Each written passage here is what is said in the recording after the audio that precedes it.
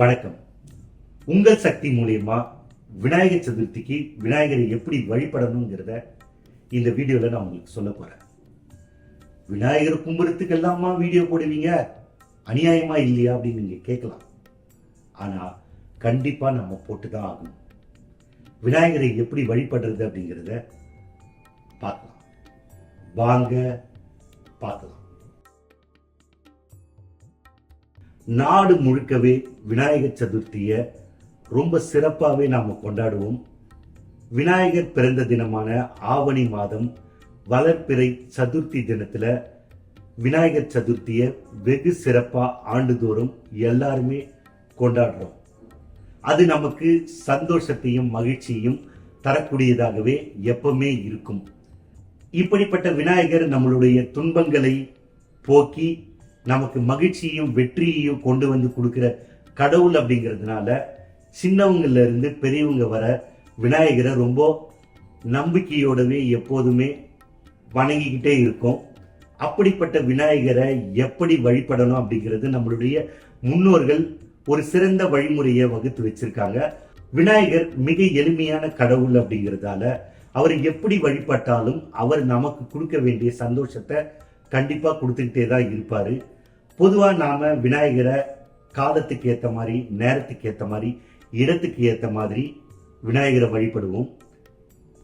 மஞ்சள், களிமண், பசு சாணம் இதுல எதுல விநாயகரை பிடிச்சி வச்சு 2 அருகம்புல்ல பக்கத்துல வச்சு விநாயகரை கும்பிட்டாலும் விநாயகர் நமக்கு கொடுக்க வேண்டிய அருளை மிக சிறப்பா எந்தவித தயக்கமும் இல்லாம கொடுப்பாரு. அப்படிப்பட்ட ஒரு எளிமையான கடவுள் தான் விநாயகர். அதே மாதிரி விநாயகர் அவருக்கு பிடிச்ச எந்த விதமான நெய்வேத்தியத்தை நீங்க வச்சு வணங்கினாலும் அதை முழு மனசோட விநாயகர் ஏத்துக்குவார். காலையில விநாயகர் சதுர்த்தி அன்னைக்கு எந்திரிச்சு குளிச்சு முடிச்சுட்டு வீட்டில இருந்து ஒரு மனையோ இல்ல ஒரு பெரிய தட்டோ எடுத்துட்டு கடத்தெருவுக்கு போய் விநாயகரை வாங்கிட்டு வர அந்த ஒரு சந்தோஷம் இருக்கு இல்லையா, அது மிகப்பெரிய சந்தோஷம். காலையில நீங்க போய் ஒரு களிமண்ணால் செய்யப்பட்ட விநாயகர், அது ரொம்ப முக்கியம். களிமண்ணால் செய்யப்பட்ட விநாயகரை நீங்க வாங்குறது விநாயகர் சதுர்த்திக்கு சால சிறந்தது. ஆனா நம்மளுடைய சூழ்நிலை பல நேரத்துல பல இடத்துல களிமண்ணால் செய்யப்பட்ட விநாயகர் கிடைக்காது. அதுக்காக விநாயகர் சதுர்த்தியை கொண்டாடாம இருக்க முடியுமா? அதுக்காகவே கண்டுபிடிச்சதுதான் பிளாஸ்டர் ஆஃப் பாரிஸ்ல விநாயகரை செஞ்சு கலர்ஃபுல்லா கலர் எல்லாம் அடிச்சு ஜெகஜோதியா விற்பாங்க. அதை கூட வாங்கிட்டு வாங்க, தப்பில்லை. நமக்கு விநாயகரை கும்பிடணுங்கிறது தான் முக்கியம். விநாயகர் சதுர்த்திக்கு வீட்டில் ஒரு விநாயகர் விக்கிரகத்தை வச்சு விநாயகரை வழிபடுவது தான் மிகச்சிறந்தது. களிமண்ணா இருந்தா ரொம்ப சந்தோஷம். அதே மாதிரி விநாயகருக்கு மிகச்சிறந்த மாலையா கருதப்படுறது எதுன்னா எருக்கம்பூ மாலை. சிட்டில இருக்க பலருக்கு எருக்கம்பூ மாலை தெரியுமான்னு தெரியல. கிராமத்துல எல்லாம் ரொம்ப ஈஸியாவே கிடைக்கும். நாமளே பறிச்சு நாமளே அது மாலையா கோத்து போடுவோம். நீங்க கடத்தெருவில் போய் கடையில கேட்டீங்கன்னா கிடைக்கும். பூன்னது நீங்க பூ மாதிரி இருக்கும்னு நினைச்சிடாதீங்க. அந்த பூ வேற மாதிரி இருக்கும். அதுல மாலையா பண்ணிருப்பாங்க, மணிமணியா இருக்கும். அதுல அந்த எருக்கம் பூல மாலைய கோத்து விநாயகருக்கு போடும்போது அப்படியே பவழ மாலை போட்ட மாதிரி இருக்கும். பார்க்கறதுக்கே நமக்கு ஒரு முத்து மாலையை பவழை மாலை போட்ட மாதிரி இருக்கும் அந்த எருக்கம் பூ மாலையே. அதை வாங்கிடுங்க. அதுக்கு பிறகு மறக்காம அருகும் புல்லையும் அருகும் புல் மாலையையும் வாங்குங்க. அருகும் புல்லையே கட்டி கட்டி மாலையா செஞ்சிருப்பாங்க, அதையும் வாங்கிட்டு வாங்க. களிமண்ணால் செய்யப்பட்ட விநாயகருக்கு எருக்கம்பூ மாலையும் அருகம்புல் மாலையும் மிகச்சிறந்த தோற்றத்தை தரும். அதை நீங்க வீட்டுல எடுத்துட்டு வந்து வச்சுட்டு அந்த மாலையை நீங்க போட்டுட்டு விநாயகரை பார்த்தீங்கன்னாவே அவ்வளவு சந்தோஷமா இருக்கும் மனசுக்குள்ள.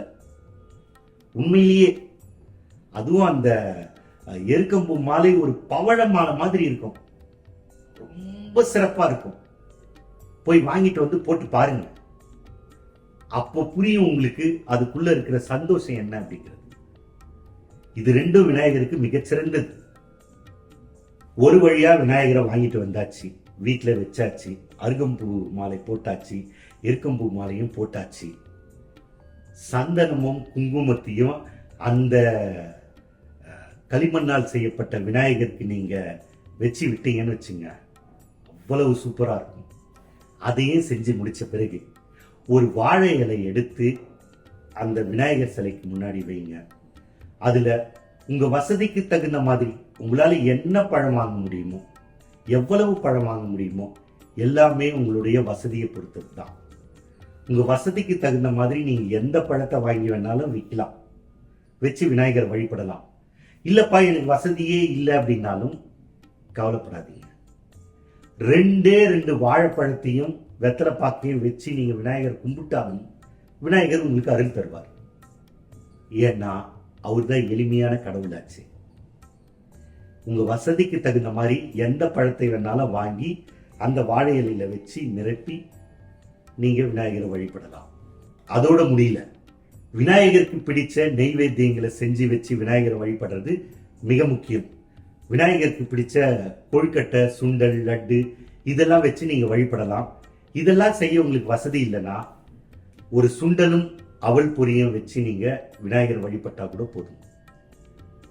உங்களுடைய வசதிக்கு தகுந்த மாதிரி பொரிகடலை வாங்கி வச்சு நீங்க வழிபட்டாலும் விநாயகர் அதை ஏத்துப்பார். நீங்க என்ன வச்சு வழிபடுறீங்கிறது விநாயகருக்கு முக்கியம் இல்லை. உங்க மனசுல விநாயகரை எங்க வச்சு எப்படி வழிபடுறீங்க அப்படிங்கிறது தான் முக்கியம். அது விநாயகர் மட்டும் இல்ல, எல்லா கடவுளும் பார்க்கறது அது மட்டும்தான். பொதுவா விநாயகர் சதுர்த்தி அன்னைக்கு காலையில விரதம் இருந்துட்டு சமைச்சு எல்லா வகையான சமையல்களையும் சமைச்சு வாழை இலை போட்டு படையல் போட்டு விநாயகரை கும்பிட்டு அதுக்கு பிறகுதான் நம்ம சாப்பிடுவோம். சரி, விநாயகர் வாங்கிட்டு வந்து வீட்டில் வச்சாச்சு, எருக்கம்பூ மாலை போட்டாச்சு, அருகம்புல் மாலை போட்டாச்சு, வாழை இலை போட்டாச்சு. வாழை இலையில எல்லா விதமான பழங்களையும் வாங்கி வச்சாச்சு, வாழைப்பழத்தையும் வச்சிட்டோம், வெத்தலை பாக்கையும் வச்சிட்டோம், எல்லாமே பண்ணியாச்சு. எப்படி கும்பிடுறது? உங்களுக்கு விநாயகர் அகவல் தெரிஞ்சதுன்னா விநாயகர் அகவல் சொல்லியும் நீங்க கும்பிடலாம். இல்ல விநாயகரோட வேறு மந்திரங்கள் எனக்கு தெரியும் அதை சொல்லி கும்பிடுறேன் அப்படின்னாலும் நீங்க அதை சொல்லியும் கும்பிடலாம். இல்லப்பா எனக்கு விநாயகர் அகவலும் தெரியாது, விநாயகருக்கான எந்த மந்திரத்தையும் தெரியாது, இருக்கிற புத்தகத்தை எடுத்து நான் படிக்க மாட்டேன் அப்படின்னா ஒண்ணுமே பிரச்சனை இல்லை. கண்ணை மூடி விநாயகரை மனசுக்குள்ள நினைச்சு மனம் உருகி இந்த விநாயகர் சதுர்த்திக்கு உங்களுடைய தேவை என்ன அப்படிங்கிறத நீங்க மனம் உருகி வேண்டிக்கிட்டாவே போதும். விநாயகர் சதுர்த்திக்கு வேண்டியது மிக சிறப்பாக உங்களுக்கு நடக்கும். அது எந்த விதமான மாற்றமும் இல்லை. நீங்க மனம் உருகி வேண்டிக்கிறது தான் விநாயகருக்கு முக்கியம். உங்களால அதுதான் செய்ய முடியுதுன்னா அதையே செய்யுங்க போதும். உங்களுக்கான அருளை விநாயகர் கண்டிப்பா கொடுப்பார். இதெல்லாம் வெகு சிறப்பா முடிச்சாச்சு. விநாயகர் சதுர்த்திய கொண்டாடி முடிச்சிட்டோம். அடுத்து என்ன பண்றது? பொதுவா நாம 3 நாள் விநாயகரை வீட்டில் வச்சிருப்போம்.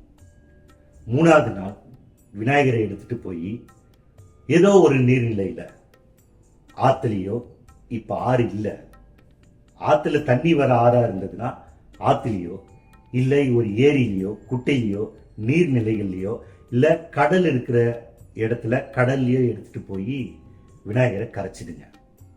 3ஆவது நாள் விநாயகரை நீர்நிலையில் கரைப்பது மிக மிக முக்கியம். அதுக்காக தான் களிமண்ணால் செய்யப்பட்ட விநாயகரை வாங்கணும். அப்படி களிமண்ணால உங்களுக்கு விநாயகர் கிடைக்கலன்னா உங்களாலேயே ஒரு விநாயகர் களிமண்ணால பண்ணி வணங்க முடியும்னாலும் நீங்க வணங்கிடுங்க, தப்பில்லை. விநாயகரை நீர்நிலைகள்ல கரைக்கணும். இல்லப்பா நான் இருக்கிற இடத்துல நீர்நிலைகளே இல்லை அப்படின்னு நினைச்சீங்கன்னா அதுவும் ஒன்றும் பிரச்சனை இல்லை. நம்ம விநாயகர் மிக மிக மிக மிக எளிமையானவர் தான். எல்லாத்துக்கும் அவர்கிட்ட வழி இருக்கு. ஒரு சுத்தமான தண்ணியை எடுத்து ஒரு பக்கெட்ல வைங்க.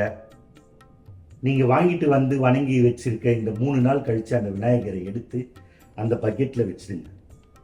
அந்த தண்ணியில விநாயகர் கரைஞ்சு போயிடுவார். அந்த தண்ணியை எடுத்து செடிகளுக்கு ஊத்திடுங்க, போதும். விநாயகர் சதுர்த்தி வெகு சிறப்பா முடிஞ்சது. நீங்க வேண்டியது எல்லாம் இந்த விநாயகர் சதுர்த்தியில நீங்க மனமுருகி வேண்டிக்கிட்ட எல்லாத்தையும் கண்டிப்பா கொடுப்பாரு. செஞ்சு பாருங்க. நன்றி, வணக்கம்.